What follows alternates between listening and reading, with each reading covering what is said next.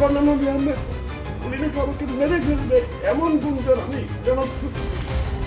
গাড়িতে হামলার অভিযোগে লিবারেল ডেমোক্রেটিক পার্টি এলডিপি এর সভাপতি কর্নেল অলি আহমেদকে প্রধান আসামি করে সাতকানিয়া থানায় এজাহার দায়ের করেন চট্টগ্রাম 14 আসনের বিএনপি প্রার্থী জসিমউদ্দিনের নির্বাচনী প্রধান সমন্বয়ক এম.এ. হাশেম রাজু। গত 11 জানুয়ারি রাতে এই অভিযোগটি দায়ের করা হয়।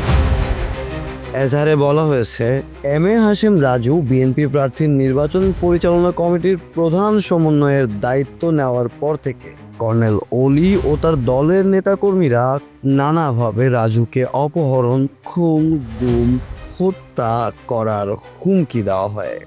এই বিষয়ে চমৎকার টিভির প্রতিনিধি বিস্তারিত জানতে এম.এ. হাশেম রাজুকে ফোন দিলে তিনি বলেন, আমি যখন পুরানগড় 6 নম্বর ওয়ার্ডে একটা দোয়া মাহফিল অনুষ্ঠান শেষ করে আরো 2টা দোয়া মাহফিল অ্যাটেন্ড করলাম পুরানগড় এলাকায়।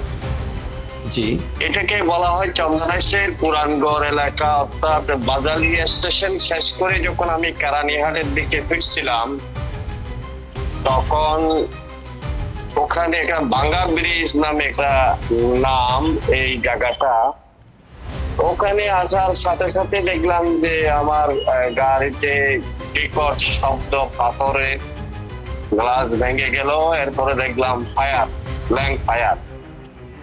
আমি ড্রাইভারকে বললাম যে আপনি দ্রুততর সময়ে স্থান ত্যাগ করেন, গাড়ি স্পিডে চালান। আমি সোজা সাতকানিয়া থানায় চলে আসলাম। আমি সাতকানিয়া থানায় এসে ওসি সাহেবকে বললাম যে আমার যে উপর হামলা হইলো, গুলিবর্ষণ হইলো, এটা টু দা পয়েন্টে মানে আপনার ইনভেস্টিগেশন করে যারা জড়িত তাদের বিরুদ্ধে ব্যবস্থা নিতে চাই। আমার গাড়িতে যারা স্থানীয়রা ছিলেন তারা বলেছেন এবং সাক্ষী দিয়েছেন যে আমরা সংশ্লিষ্টদেরকে চিনেছি। এই হইল অবস্থা।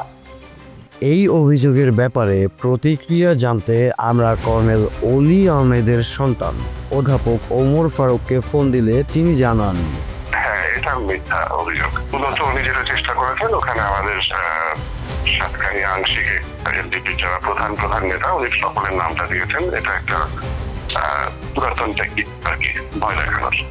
বললে তারা যদি সরে যান কিংবা ওনার কাছে কোনোভাবে বশ্যতা স্বীকার করেন মামলার ভয়ে, তাহলে তো ওনাদের একটা রাজনৈতিক ফায়দা হয় আর কি। একটা ছবি আমি দেখেছি, উনি দাবি করেছেন গোলাগুলি হয়েছে, 50 জন ঘেরাও করে ওনাকে মেরেছে। এগুলোর কোনো আলামতই আমি ওনার ছবিতে কিংবা ভিডিওতে দেখলাম না। আমার কাছে দেখে মনে হলো যে গাড়ির উপরে সম্ভবত কোনো ছেলেপেলেরা ক্রিকেট বল খেলতেছিল, ক্রিকেট বল সাইজের একটা আমি গর্ত দেখলাম। অত বড় একটা পাথরও যদি হয়, পাথরে গ্লাস ভেঙে চলে যাওয়ার কথা। ওটা তো আমি গ্লাসটা ভাঙাও দেখি নাই। আমার কাছে মনে হয়েছে ওটা বোধহয় টেনিস বল করেছে, কিন্তু হয়তো রোড সাইডে বাচ্চারা খেলছিল। আমি জানি না, এটা তো পুলিশের তদন্তর ব্যাপার আছে। আমাদের ওখানে সাতকানিয়া জেলা নেতৃবৃন্দ আছেন, শীর্ষ নেতাকে বলা হয়েছে পুলিশকে যেন সুষ্ঠুভাবে তদন্ত করে, সেটার জন্য আমরা অনুরোধ করেছি। এখন বাকিটা পুলিশ তদন্ত করে তারা রিপোর্টটা দেওয়ার পরে যদি এটা মিথ্যা প্রমাণিত হয়, তখন আমরা আমাদের মতো ব্যবস্থা নিব। গাড়িতে হামলার অভিযোগে কর্নেল অলি আহমেদ সহ নাম উল্লেখ করে মোট 12 জনের নামে এজাহার দায়ের করা হয় এবং অজ্ঞাত পরিচয়ে আরও 50 থেকে 60 জনের বিরুদ্ধে এই হামলার অভিযোগ আনা হয়েছে। সাতকানিয়া থানার ভারপ্রাপ্ত কর্মকর্তা মঞ্জুরুল হক জানান, বিষয়টি তদন্তাধীন। তদন্ত শেষে বিধি অনুযায়ী ব্যবস্থা নেওয়া হবে। মেহেদী রাফি, চমৎকার টিভি, চট্টগ্রাম।